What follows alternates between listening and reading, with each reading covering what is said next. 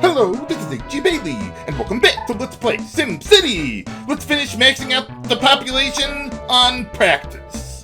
Okay, so I want to make some minor changes here. I want to, just get this C-top going. It won't hurt the other one there. It'll be fine.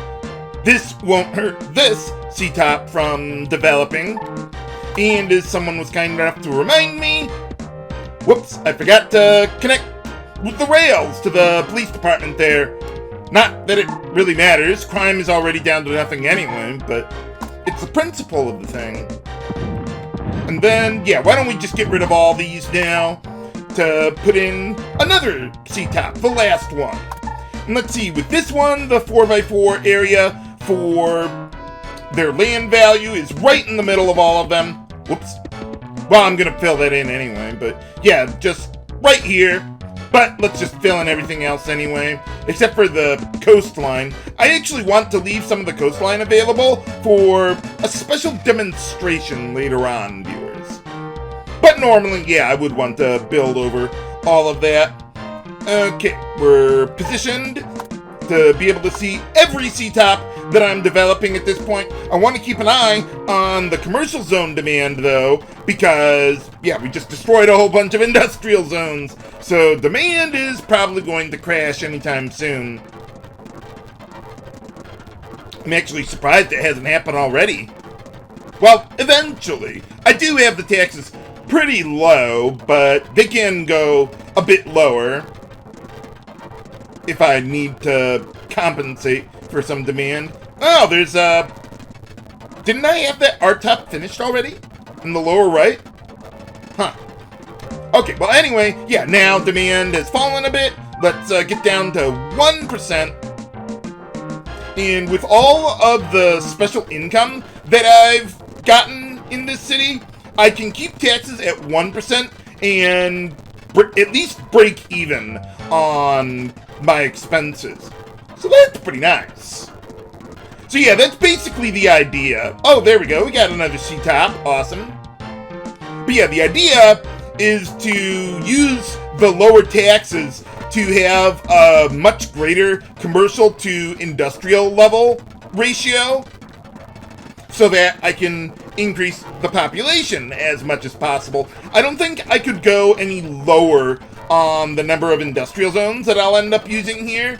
It seems to crash commercial zone demand if I go under 1%. And, there we go. Another C-top. So, let's see. I think I can build this one now. Get that one at least started there while we're waiting for the others. There's another one. Very nice. Let's fill in these while we're at it. Just 2 more C-tops to go, I think. Okay, so, let's just keep taxes where they are. As you can see, I'm just about breaking even there. Although I do have quite a reserve of cash, if needed. If I needed to go down to 0%, which I might have to do. Because the numbers are really, really tight at the end of the development here. Kind of strange I got this R-top, but not this one. Last time I did a little practice on this city, it was mostly over to the left. I don't even have a gift up there, but, well, sometimes it works with the natural forest in the city there, but I really don't go that far out of my way to max out all of my residential zones.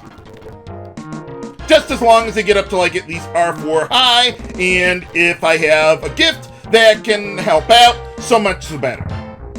But otherwise, R4, mid, or upper, whatever there is, that's not a problem.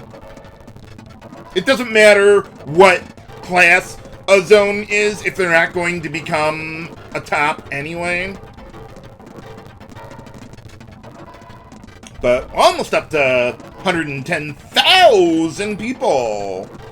Looks like I was about to say, looks like our zone demand is holding up, but, nope. Thinking too far ahead here. So I'll need some more of my industrial zones to start developing to compensate for that so that I can get taxes back up to 1%, I hope. If we can just finish off the C-top, that would make this a lot faster. Just a little more. Maybe I built that lower industrial zone a little prematurely. Well, I would at least like to see all of my industrial zones getting some amount of development, and then I'll try raising taxes back up to 1% there, so I can at least tread water. Just keep the budget afloat. Well, as long as I'm waiting for the industrial zones to develop, I guess we'll just wait for the C-top to develop there. This is also part of why I did not do this in my previous cities, because to max everything out just involves a lot of waiting, even with fast forwarding around. But, oh right, so we got our city fully developed there the way I want to. Now we just need to get the industrial zones up and running there. Maybe I could get up to 115,000? I think the most that I've ever seen on in practice here, that is, without zone stacking, is like a not quite 200,000, but getting up there. But that's with various other means of building a city here, or other means of like laying out your zones and stuff. Like mine has the limitation of, well, not only spreading out my industrial zones, but also using a lot of land for way too many police departments. And also I need all of my means of transportation connected to every other means of transportation. So if you ignore those rules, then you can do really well. You can build the city even bigger than this, but I will show you those methods today, actually. And there was another video that I saw that went into it in a lot more detail. I'll just give you the Reader's Digest version of how to do it, but I will not be making a city like that because, yeah, I'm pretty sure that's not the way they intended transit to work in a city there. So I prefer to kind of do things more so as intended. Although they probably didn't intend you to be able to use rails for your only means of conveyance throughout the city. I thought I saw a video or something in Japan where they had like cops riding on trains to get around or something. I forget. But at least, you know, we don't have a train chasing me down to suplex it. But whatever works. Okay, just a little more on that one. Oh, and we got a residential zone that's still not quite up to the max. Yeah, I think it's just those two zones. Let's see. Okay, so if I get the two levels, that's 160 each, 320. That would put me... Yeah, I'm barely making a profit there. But yeah, that would put me up to 115,000. Okay, just the one residential zone now. Just finish that off and then we'll destroy everything with some new methods this time around. But, well, I'll wait a little while for this one to develop, but if it doesn't soon, then either I'll skip to when I do, or we'll just forget about it. It's not a big deal to see the final 115, or, well, yeah, 160 people there. That was the auto budget that I just clicked on there, because, yeah, I don't need to look at the budget to raise or lower taxes or anything like that. But let's wait it out to the end of the year. If we can do this, great. If not, then... Oh, we actually lost one. Okay, yeah, this is gonna take a while. Why don't we just wait until we get there then. And turn up the speed a little bit there. Okay, we're back up to where we were before. Then just one more going on there. Okay, I think we got it. Unless something else went down too. We should have it. There we go! 115,000 people! Now let's kill all of them! Let's start with the flood disaster that I haven't been able to show you guys before. In order for this disaster to be able to happen, you need to have some amount of coastline, or natural coastline that is.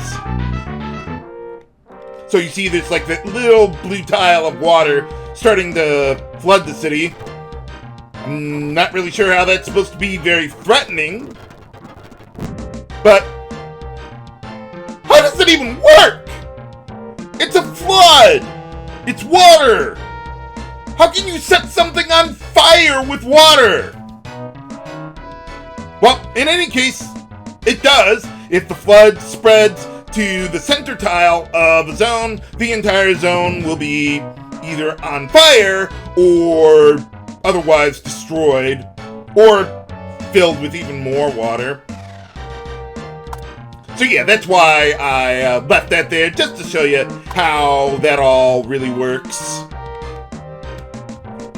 The thing with the earthquake disaster, even though it hits a pretty wide area, because the entire map is can potentially be hit by the earthquake, it could like happen like in the water or the ocean or whatever. Let me see if I can show you something before we destroy everything. Let me check out the land value here.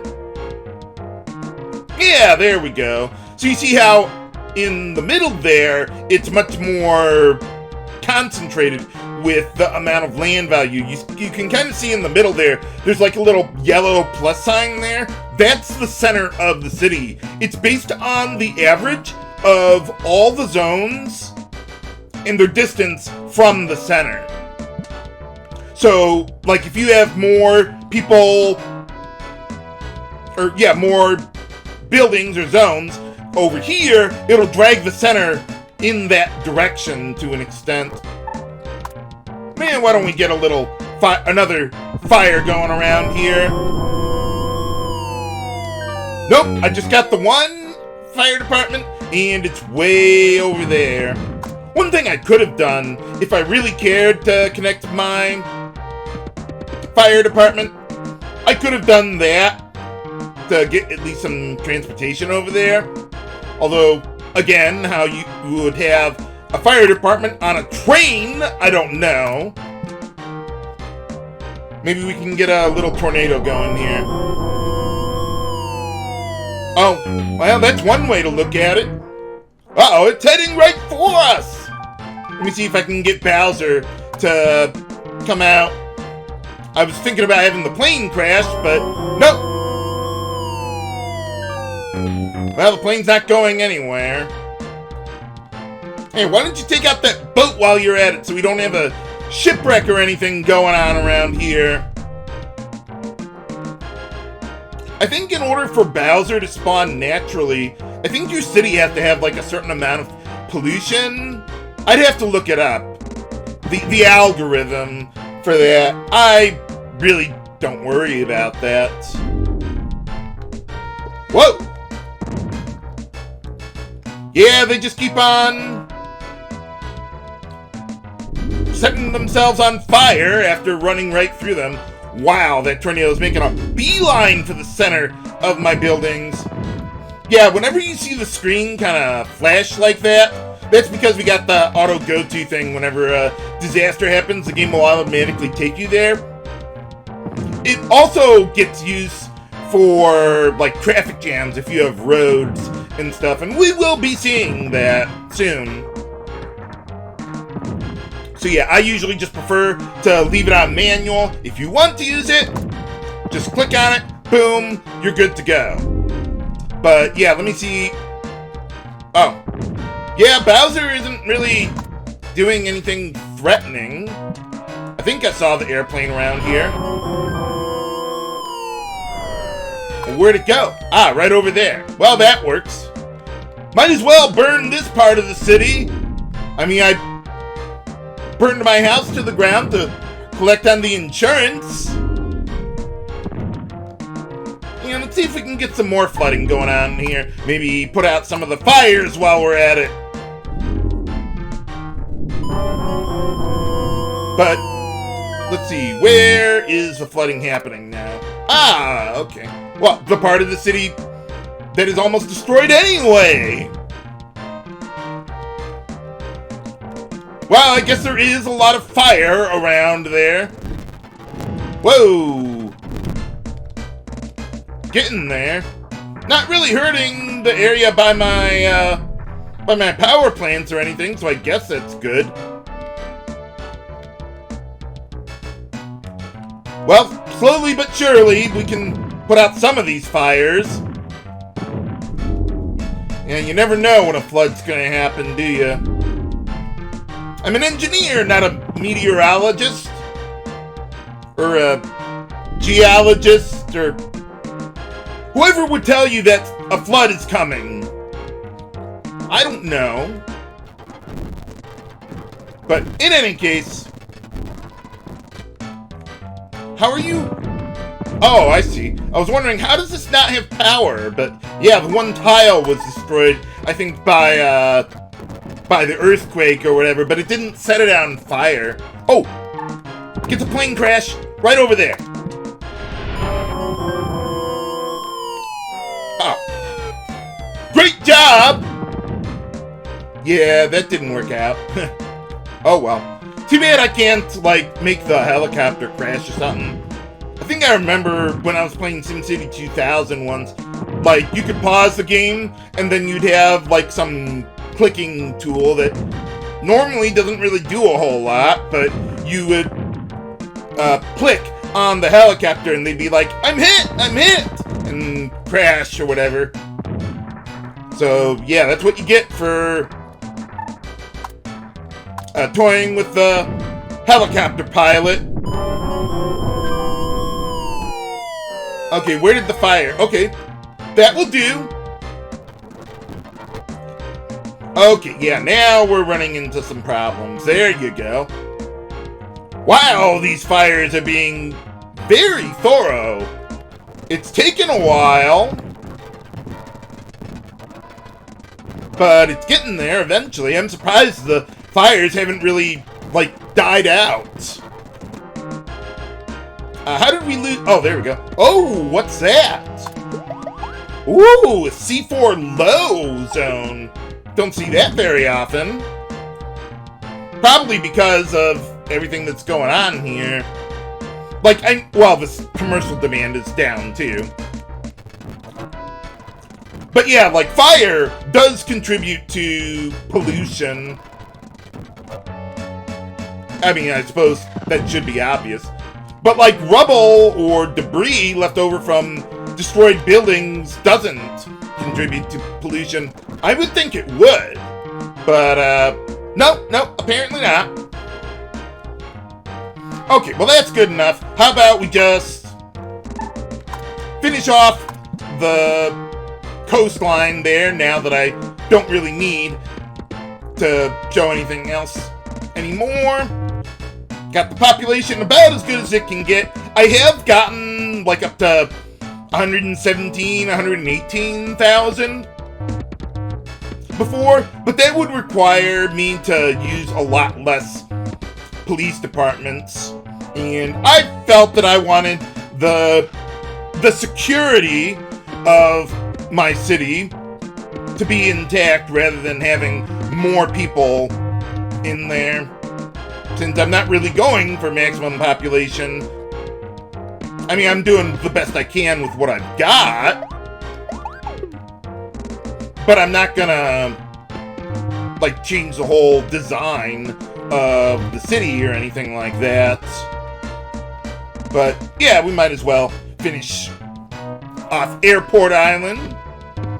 Last time we're gonna be seeing it. Yeah, a lot of cities have areas that are practically designed for an airport to go on them so that the pollution they produce will not affect, like, residential zones or anything like that. But, okay, I think we got everything going on there. Very nicely done. But before moving on to the real game, I want to show you some alternate building methods that I will not be using. So I'll put a link to a video in the video description where I heard about this. But I'll just give you the Reader's Digest version. Essentially, let's see, yeah, why don't we start here?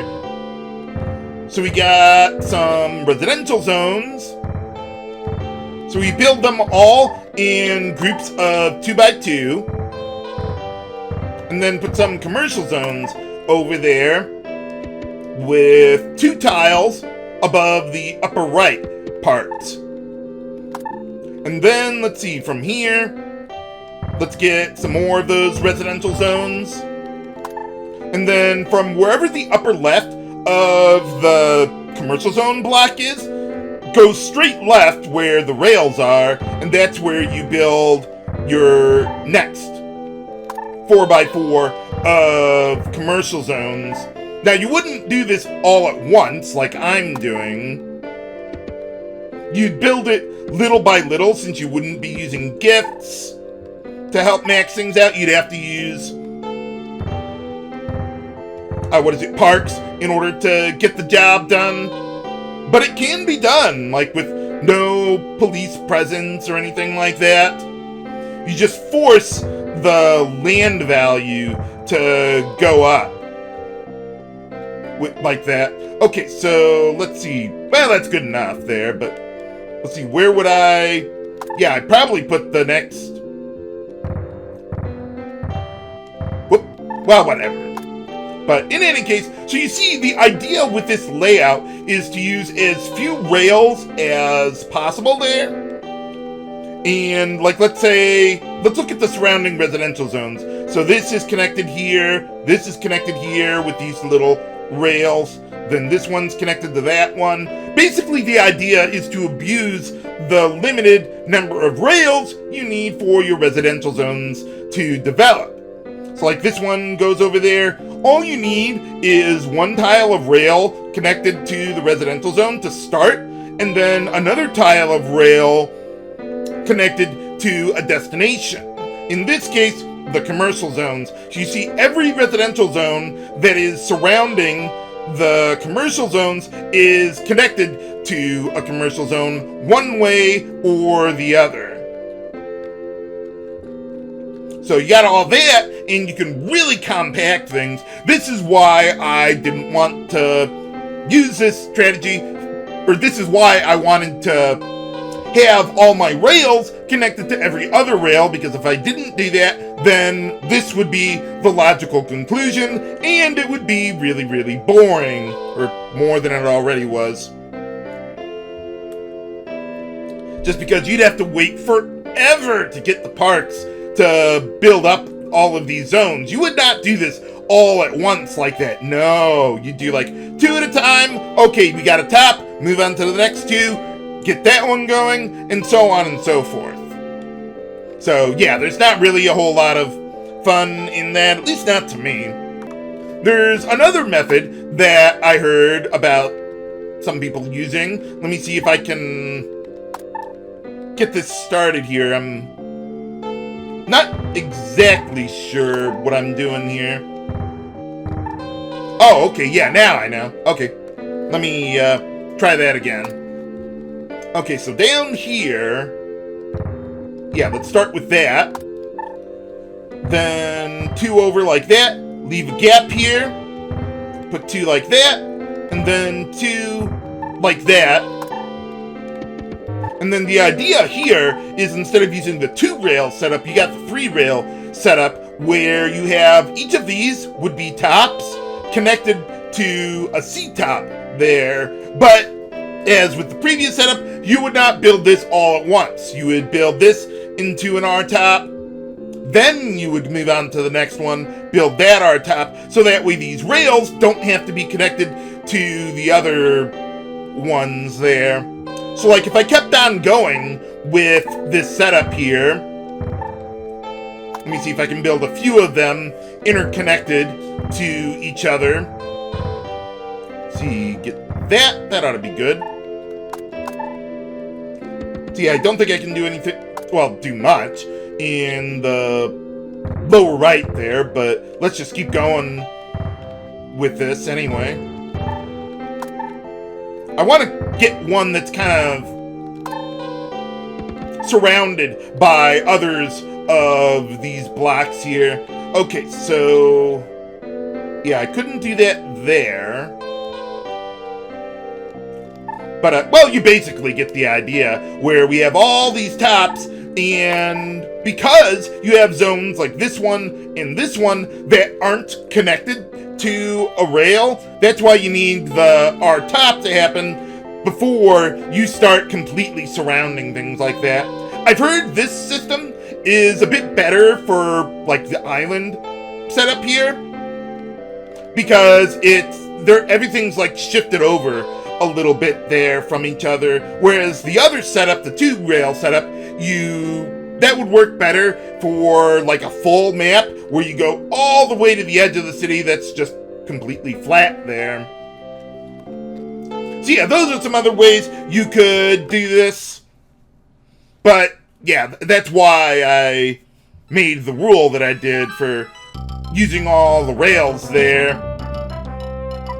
And then next thing I want to take on are the scenarios. They're kind of like tutorials in a way, but for disasters. They don't have like every single disaster available in the game, but they have a bunch of them that have various pre-made cities that you have to solve whatever their problem is, whether it's a disaster or just a complaint like traffic. Well, I guess they wouldn't have one for taxes, but well, you know what I mean. How can we deal with them? Find out next time on Let's Play SimCity. This is H.G. Bailey signing off. Have a good day.